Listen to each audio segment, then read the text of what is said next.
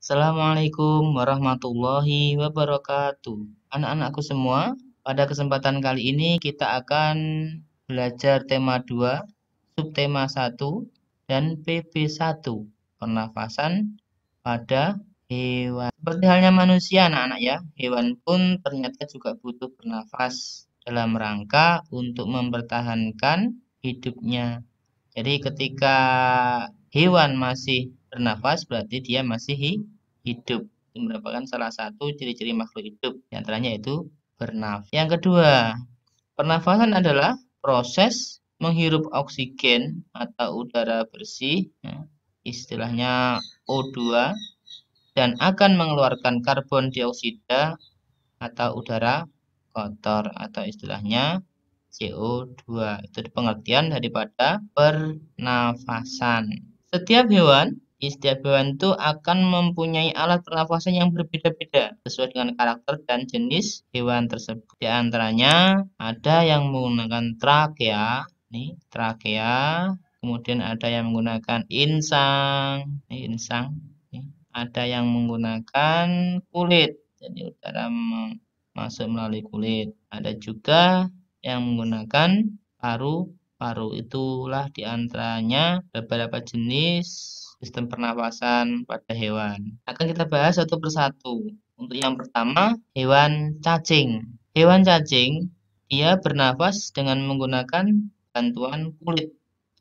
Ya, jadi dia bernafas melalui kulitnya. Sehingga cacing itu cenderung hidupnya di tempat yang lembab.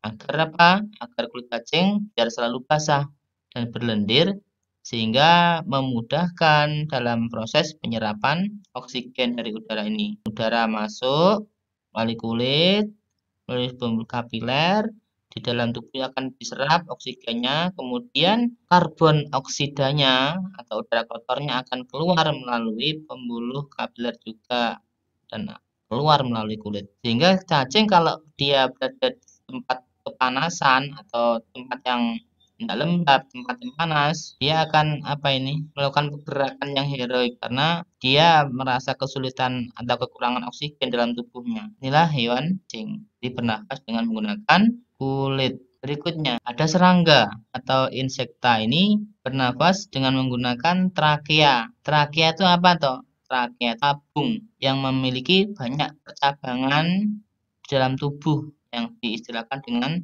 trakeola. Prosesnya bagaimana? Udara akan masuk melalui spirakel ini. Di sini atau pori-pori kecil udaranya masuk melalui sini. Kemudian diteruskan ke trakea. Trakea itu adalah bentuknya seperti tabung. Kemudian setelah masuk ke trakea, dilanjutkan ke trakeola atau percabangan daripada tabung itu sendiri.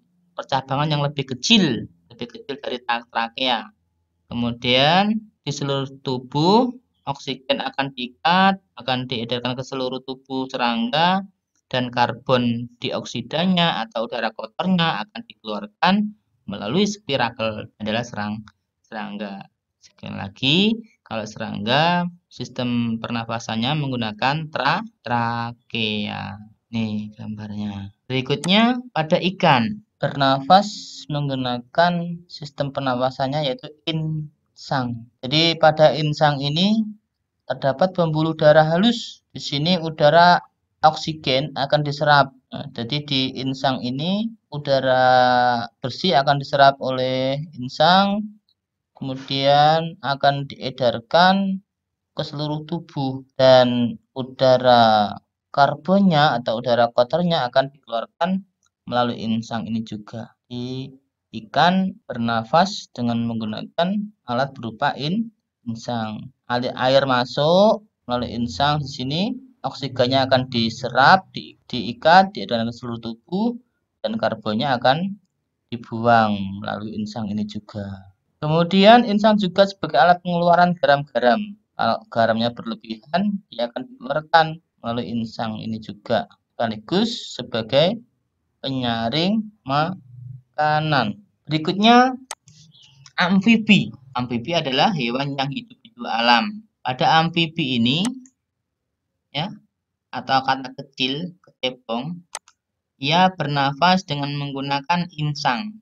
Jadi ketika masih kecil, ini insangnya, berada di sampingnya ini.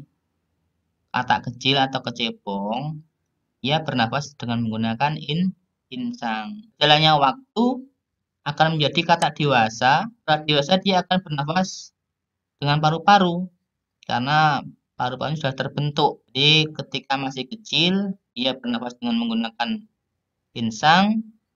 Ketika katak dewasa, dia akan bernafas dengan menggunakan paru-paru.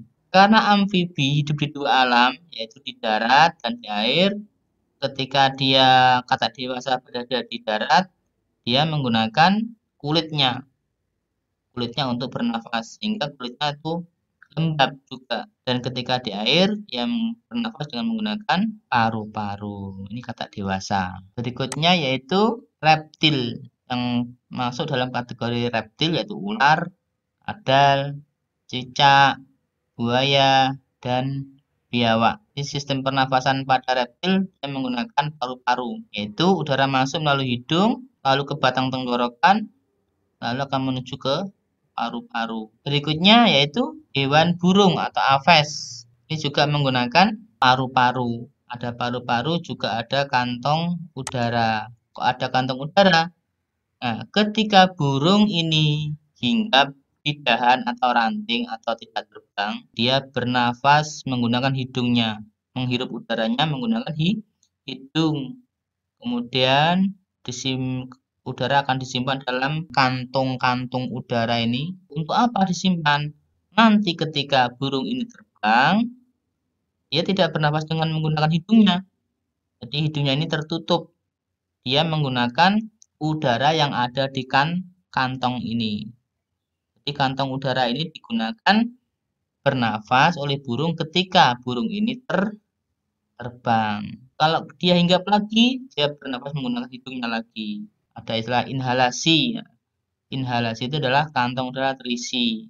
Kalau ekshalasi, kantong udara kosong sehingga paru-paru terisi. Jadi seperti memompa. Kemudian sistem pernafasan pada hewan mamalia atau menyusui. Ini prosesnya sama, yaitu menggunakan paru-paru. Prosesnya bagaimana? Mulai dari hidung, kemudian pangkal tenggorok, batang tenggorok, terakhir di paru-paru. Di paru-paru inilah nanti akan terjadi pertukaran antara oksigen dan karbon dioksida. Ada dua jenis mamalia. Ada mamalia darat dan ada juga mamalia air. Mamalia darat itu contohnya kambing, sapi, kerbau, kuda. Mamalia air misalnya paus, ikan duyung, dan lumba-lumba ini menggunakan paru-paru juga. Kalau mamalia darat mulai dari hidung, kemudian masuk ke trakea, paru-paru. Nah, di paru-paru ini adalah ada bronkus, ada bronkiolus. Paru-paru inilah akan terjadi pertukaran gas oksigen dan karbon dioksida atau udara bersih dihisap atau diikat udara, diedarkan ke seluruh tubuh, dan karbon dioksida atau darah kotornya akan dibuang. Kan paus atau duyung lumba-lumba ini melompat di atas air, kesempatan dia untuk menghirup udara. Ketika ia masuk ke dalam air lagi, maka hidung ini ada katupnya. Jadi ada katupnya di hidungnya, itu ada katupnya, katup atau penutup. Ketika ia di dalam air, dia akan menutup. Kalau dia berada di luar air, dia akan membuka, menghirup oksigen. Sekian sedikit penjelasan mengenai sistem pernapasan pada hewan. Ada kurang lebihnya, mohon maaf. Semoga ada manfaatnya. Assalamualaikum warahmatullahi wabarakatuh.